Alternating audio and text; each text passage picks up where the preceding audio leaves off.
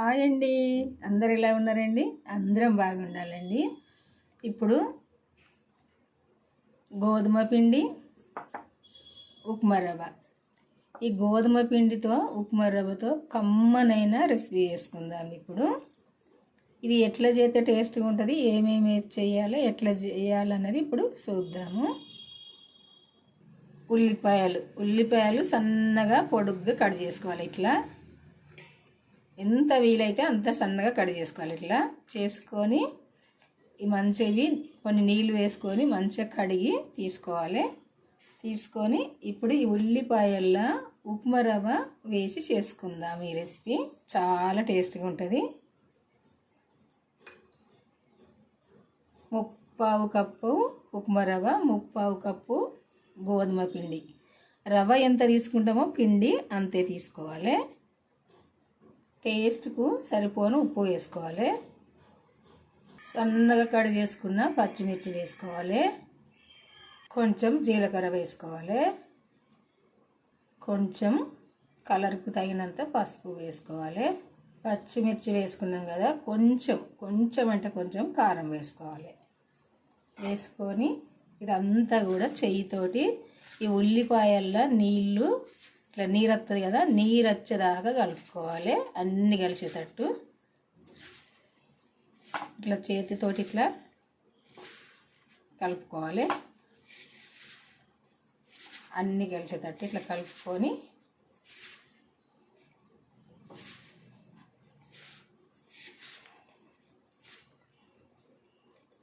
ఇప్పుడు కొన్ని నీళ్ళు వేసుకొని కలుపుకోవాలి.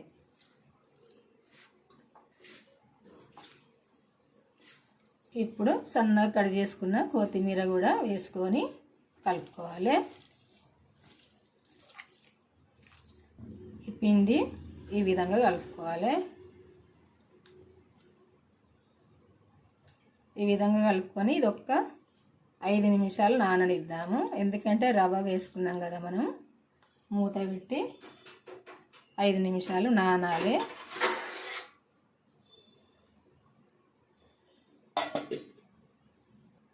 మళ్ళొక్క ఉల్లిపాయ ఇట్లా సన్నగా కట్ చేసుకోవాలి. ఇట్లా మధ్యలకు ఇట్లా చేసుకోవాలి. సన్నగా ఇట్లా కట్ చేసుకోవాలి. చేసుకొని ఇందులో కొంచెం కారము, కొంచెం ధనియాల పొడి, కొంచెం ఉప్పు,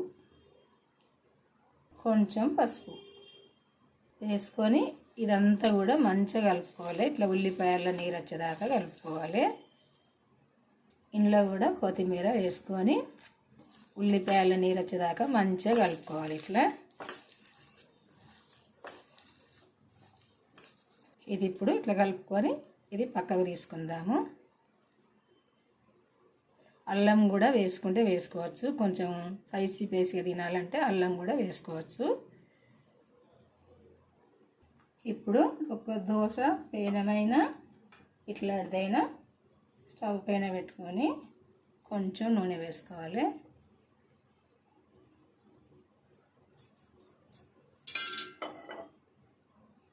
వేసుకొని ఈ పిండి మళ్ళీ ఒకసారి ఇట్లా మంచిగా కలుపుకొని నానినాక ఈ పిండి వేసుకోవాలి.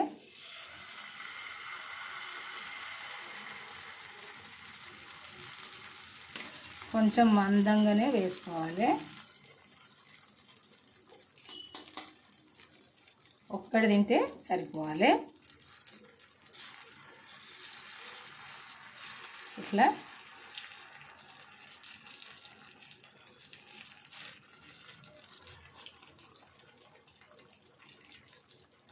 వేసుకొని ఇట్లా అంతా ఒక్క సైజుగా ఇట్లా ఒక డబ్బా ఎక్కువ కాకుండా ఒకటి తక్కువ కాకుండా అంతటా కూడా ఇట్లా అనుకోవాలి. గరిటెతో అనుకొని స్టవ్ సిమ్లో పెట్టుకొని ఇప్పుడు మూత పెట్టుకోవాలి.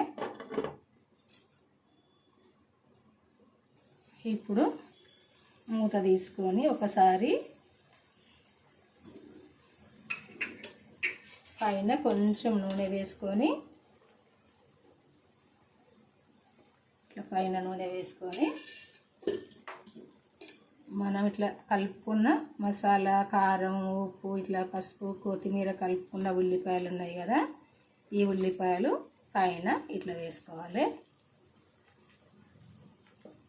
మంచి టేస్ట్గా ఉంటుంది, ఇష్టంగా తినచ్చు. అంతటా కూడా ఉల్లిపాయ ఇట్లా వేసుకోవాలి.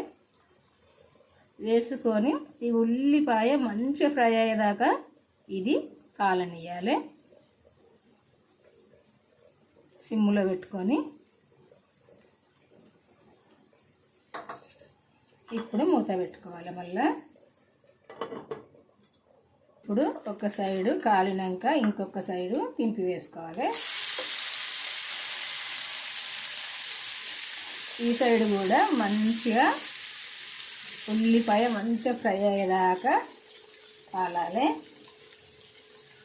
ఇప్పుడు రెండో సైడ్ కూడా కాలిందో చూద్దాం.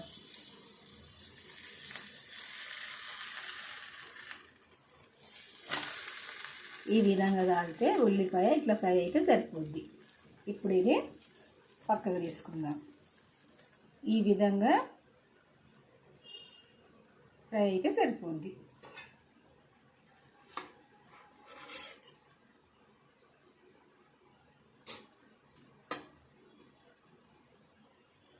ఇది టిఫిన్ టైంకైనా చేసుకోవచ్చు, టీ టైంకైనా చేసుకోవచ్చు, ఎప్పుడైనా తినచ్చు. మనకు ఎప్పుడు తినాలి ఏదన్నా అనిపించినప్పుడు చేసుకొని తినచ్చు.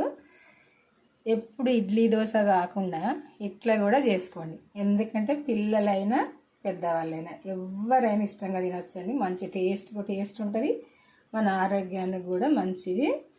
ఇంకా అప్పుడప్పుడు ఎప్పుడు ఒకలాగానే కాకుండా టిఫిన్లు ఇట్లా కూడా చేసుకోండి, బాగా టేస్ట్గా ఉంటుంది.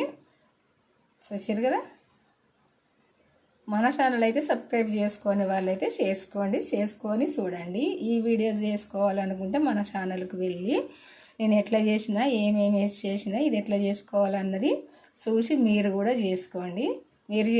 మీకు తెలిసిన వాళ్ళకి షేర్ చేయండి, వాళ్ళు చేసుకుంటారు. బెల్ అయితే నొక్కండి, లైక్ అయితే చేయండి. బాయ్ అండి, ఉంటానండి. మళ్ళీ వంటతో అయితే కలుద్దాము. ఈరోజైతే ఈ వంట